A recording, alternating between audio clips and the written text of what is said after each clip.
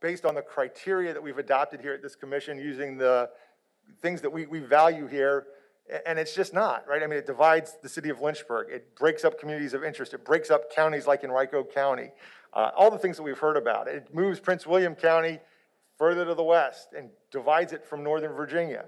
And so, again, I want to try and be optimistic, but I don't understand, and maybe you guys can explain to me how I move forward and have trust and confidence in the information we're getting from our Republican attorneys and consultants who represent the whole commission, not just half the commission. How do we get to a map that works? I mean, I'm sure that the Republican National Trust is just popping champagne corks when they saw the C1 come out. They're like, wow, we could not have imagined a better success than getting this red overlay as somehow going to be the combined map for the Commonwealth of Virginia.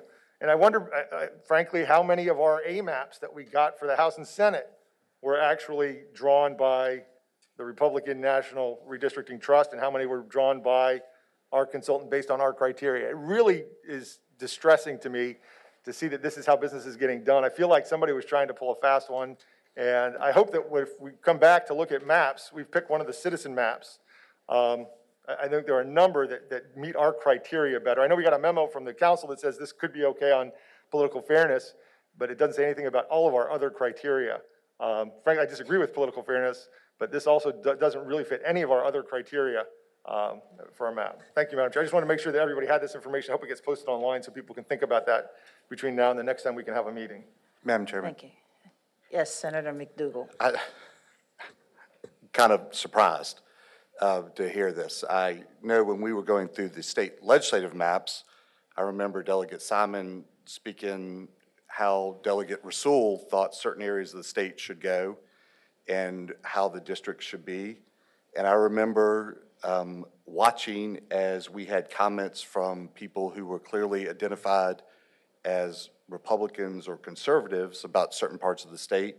And then the Democratic map drawers, I don't know who they're talking to, I've never really thought to ask, came back and drew districts directly against the commission guidance in the western part of the state. And I didn't hear Delegate Simon express any concern then. When you look at the state and the Commonwealth, certainly I think it's important that we focus on compactness. And I look at C1 and I look at what the Democratic map drawer did in Northern Virginia. And by my math, between Arlington, Alexandria, Fairfax, Loudoun, and Prince William, there are about 2.5 million people, which would easily come with 3 congressional districts. But the draw that we got did not do that. And I expressed concerns about that the other day. And I think that Delegate Simon is right. When you look at Prince William, you could have easily drawn an entire district in Fairfax and then Loudoun and Prince William together, or one congressional district that was Loudoun and Fairfax, and one that was Loudoun or one that was Fairfax and Prince William. Those could have been done, but that's not what happened in Northern Virginia either. And they would have still been Democratic districts. So there would have been no political reason for that in the particular area. So I do find it interesting that when somebody from a particular direction has an idea, all of a sudden that's partisan. But when somebody that has an idea from a different direction, that's not partisan. And I love my good friend George Barker sitting here to my right. But Senator Barker submitted a number of maps, didn't look to me, no offense, George, but they didn't look nonpartisan to me, and I understand why you would introduce those, and we didn't criticize George for introducing those as a citizen of Virginia. But I also noticed I don't follow Twitter, but every now and again I do hear things that some people very closely aligned with the Democratic Party were throwing out things about suing us and winning litigation, ostensibly as a threat to guide us. So when we look at Virginia, let's look at what the product is that we come up with. I still have concerns about Hampton Roads. I expressed those on Friday, that we could draw the Voting Rights Act districts that were more compact, more contiguous, and keep the geography of Hampton Roads in a better position. I suggested that we look at that, tried to do what I could to spur that discussion. When you look at parts of the state, there are a lot of counties that are kept together. And certainly when you look at the western part of the state, there are only so many ways to do that and keep it together. And as we go through, there are choices to make. Clearly, the Democratic map makers in Northern Virginia made choices. I don't love those choices. Senator Simon doesn't love other choices. We both don't love them. But our goal is not to go behind and look at everything of who submitted it and what. I'm sure if we look at some of these comments online, that there are people that are very closely associated with one political philosophy or another, or one campaign or another. That's not what we're looking at. We should be looking at what is a good draw for the Commonwealth of Virginia. And we might disagree on that, we might agree on that, but I do think that we should focus on those things that are important.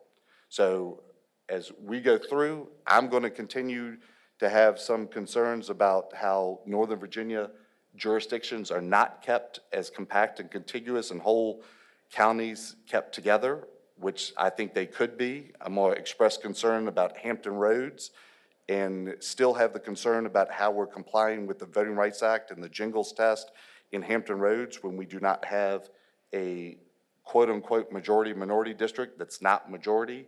Going to express concerns about Hampton Roads, how we can craft those districts, whether you fall into the camp that believes that they're majority to comply with Jingles, or you fall into the camp that believes you have to go with the numbers that the special master came up with. Either way, there's a ability to draw the jurisdictions in around Richmond and Hampton Roads to not cross the rivers as much to make them more compact and keep jurisdictions together. So I do think that those are important things for us to continue to talk about in our conversations going forward. And because some of the citizen maps that were presented closely align, and I think there were some comments about some of them are directly the Democratic partisan gerrymandering direction. I don't think that that's what's important. And that's not what we should be focusing on, but we should be focusing on the criteria that we have established and focusing on getting good maps. But I'm happy to know that people who live in Virginia, regardless of whether they were elected or not, regardless of whether they're citizens or electeds on this commission, are able to express their opinion about what they think a good map looks like. Delegate Simon. So I'm just going to say a couple things about all that. One, Sam Rasool commented on the public thing as Sam Rasool. There was nothing being hidden. If you guys felt this way about it, I don't know why you went to the extreme lengths to hide. Well, this is just, I mean, it's silly. I'm going to take a step back for a second. I'm going to take a step back. So, yes, when people make comments, the map makers themselves do go back and try and incorporate some of the public comment that we hear. Some of the public comment that we heard from elected officials, they did it the right way, right? I mean, the whole point of this commission, we have a legislative statute that prohibits us, members of the commission, from speaking to anybody outside the commission about the maps and the map-making process outside of a public meeting. So Delegate Rasool did exactly what you'd expect him to do during a public meeting, through the public comment process on the map that was presented, suggested what some of his problems were. Certainly, our map makers, acting as our map makers at our direction, went back and produced a document or map that incorporated public comment that we got. I think that is qualitatively different. I think that's procedurally different. I think that's substantially different than someone bringing us a map on Thursday, suggesting that we should pull some of it out, suggesting that it was purely a citizen effort from a retired citizen, when in fact, the map maker that we've employed to work for us and the person who submitted the map and a third party who was undisclosed as being a map maker all colluded and there's a reason I know that Mr. Torchinsky's name didn't come up, because